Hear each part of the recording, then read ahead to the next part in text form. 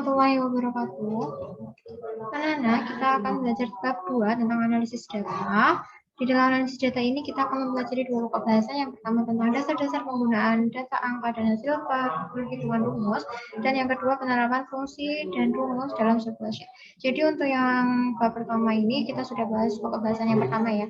Kita sudah bahas pada pertemuan sebelumnya, sudah saya share materi, nanti akan saya sedikit ulas.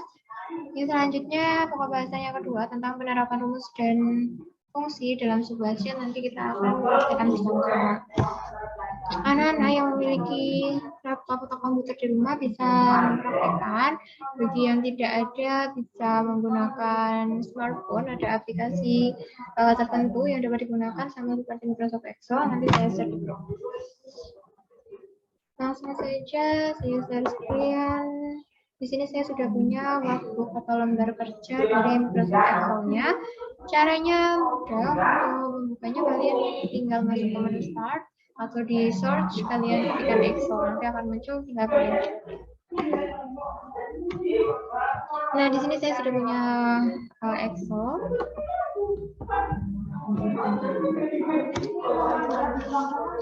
Di sini saya akan mengulas pokok bahasan yang pertama tentang dasar-dasar penggunaan data rumus, data angka, dan perhitungan rumus. Bagi anak-anak yang belum pernah mengetahui sama sekali tentang Microsoft Excel, di sini saya terangkan sedikit tentang bagian-bagian dari Microsoft Excel. Jadi tampilan pertama Microsoft Excel itu seperti ini anak-anak. Ini yang dinamakan dengan judulnya yang ada di atas ini. Ini judul dari suatu dokumen Microsoft Excel-nya. Lalu di sini ini dinamakan menu-menunya. Menu ada file, home, insert, back layer, dan seterusnya sampai help.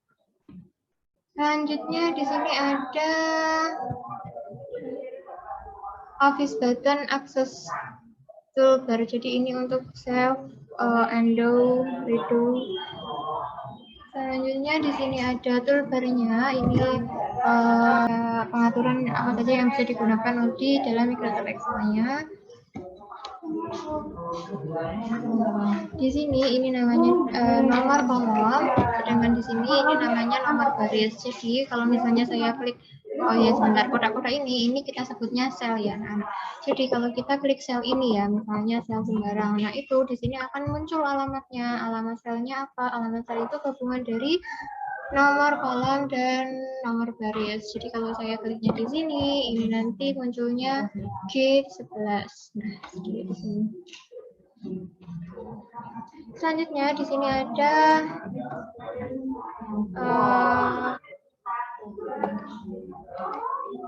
fungsinya. Di sini kita bisa formula bar. Di sini kita bisa mengedit rumus, memasukkan rumus, mengedit isian data. Jadi misalnya kalau di sini saya salah ketik. Nah, kalau misalnya di sini saya ngetik seperti ini ya, terus salah ketik. Kalau saya mau membenarkan itu tidak bisa dengan cara seperti ini. Nanti akan menghapus tulisan yang sebelumnya. Jadi cara untuk mengedit tulisan yang salah di dalam suatu sel itu harus masuk ke sini, formula bar. Nah, di sini baru kita hapus mana yang salah dan kita benarkan. Itu fungsi dari formula bar. Selanjutnya di sini ada scroll-nya, seperti biasa ini scroll untuk ke bawah dan ini scroll untuk ke sampingnya, dan di sini ada sheet 1, bisa kita tambahkan sheet 2 dan seterusnya. Ini yang dinamakan dengan lembar kerja aktifnya.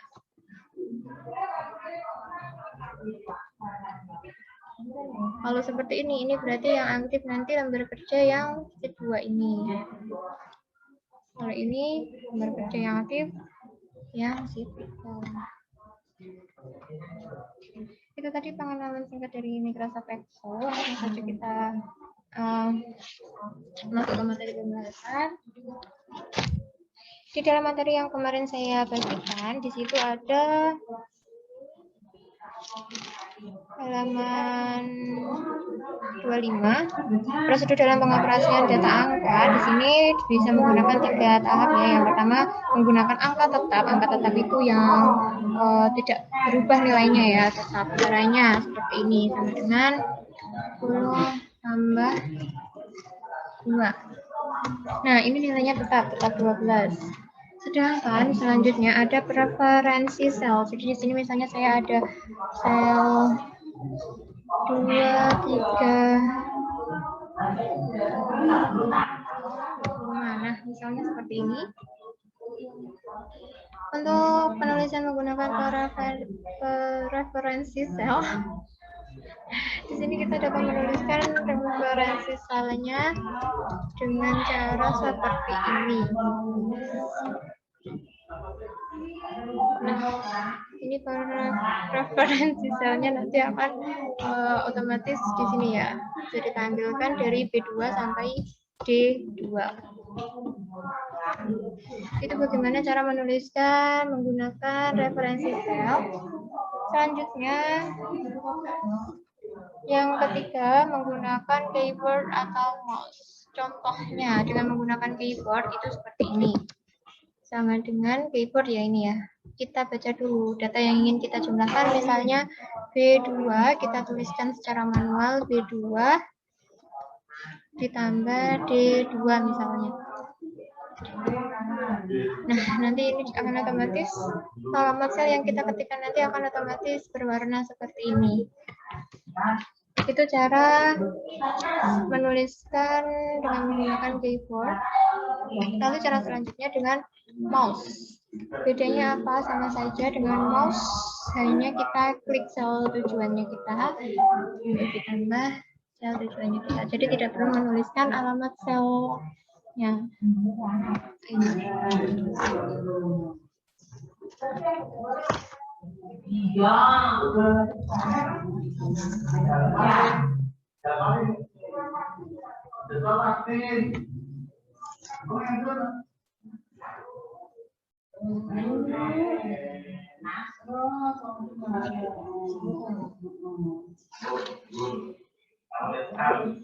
Nah, anak-anak, itu tadi pengenalan singkat tentang Microsoft Excel. Sekarang kita akan masuk ke pokok bahasan yang kedua tentang penerapan fungsi dan rumus dalam sebuah sheet.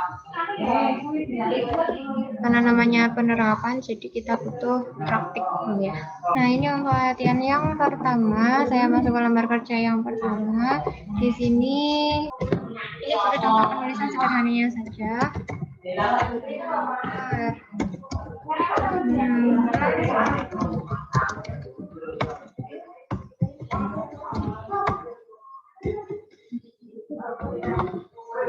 Nah, contohnya seperti ini. Di sini kan saya mau menuliskan jenis kelamin ya, tapi saya baru menuliskan jenis saja. Nah, di sini saya tidak bisa menambahkan kurangannya di sini, tapi harus di sini menuliskannya.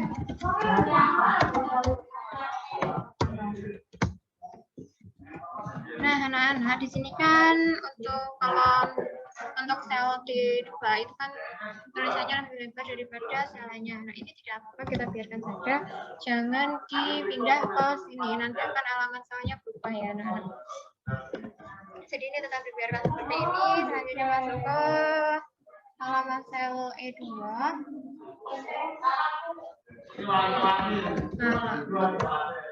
Nah, tidak apa-apa seperti ini anak-anak. Kita lanjutkan dulu untuk menulisnya. Kita di sini akan membuat nomor. Saya berikan cara mudah membuat nomor sesuai urutan ya. Kalau misalnya datanya hanya satu kelas, misalnya ada 30 siswa, itu kita bisa menuliskan secara manual. Tetapi kalau data siswanya itu satu MTS, kita tidak mungkin kan menuliskan nomor absen siswa satu MTS dengan secara manual. Jadi cara cepatnya itu seperti ini. Kita ketikkan dulu angka 1 dan angka 2. Selanjutnya kita blok seperti ini. Blok itu diklik, kliknya jangan dilepaskan ya, ditekan lalu digeser ke bawahnya.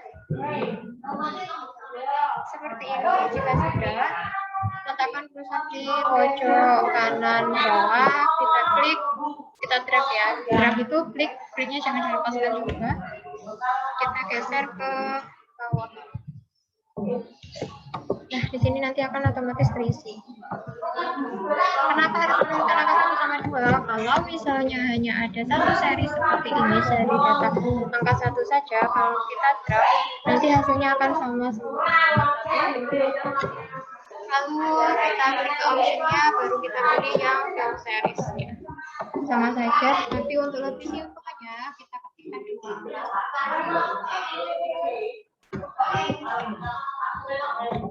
Selanjutnya di nama kita masukkan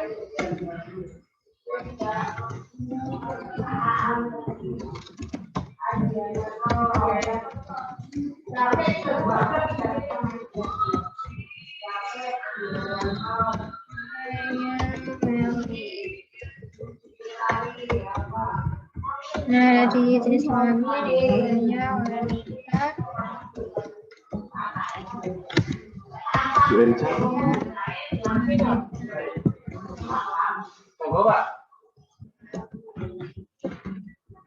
Nah, seperti ini.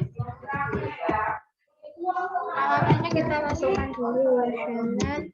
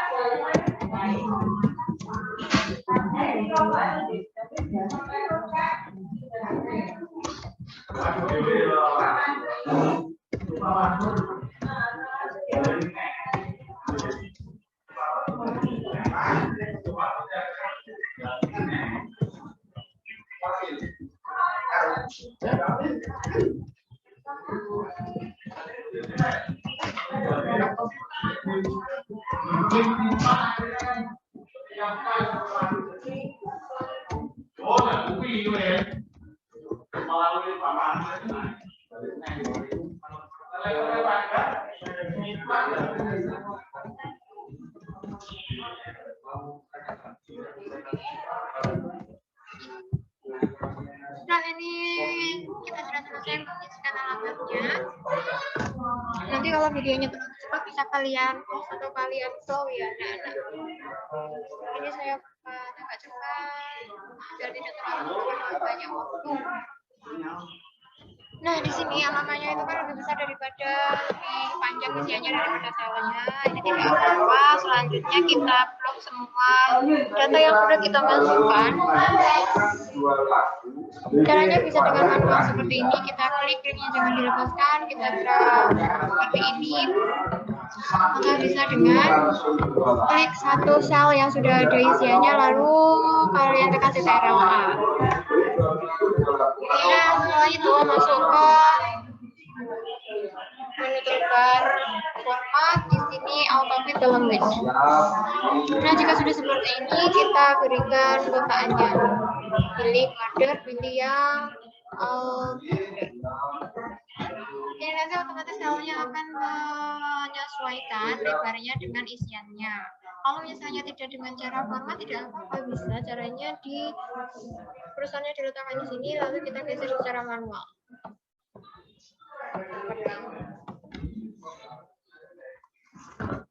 Jadi tadi contoh bagaimana cara membuat suatu data di dalam Microsoft Excel.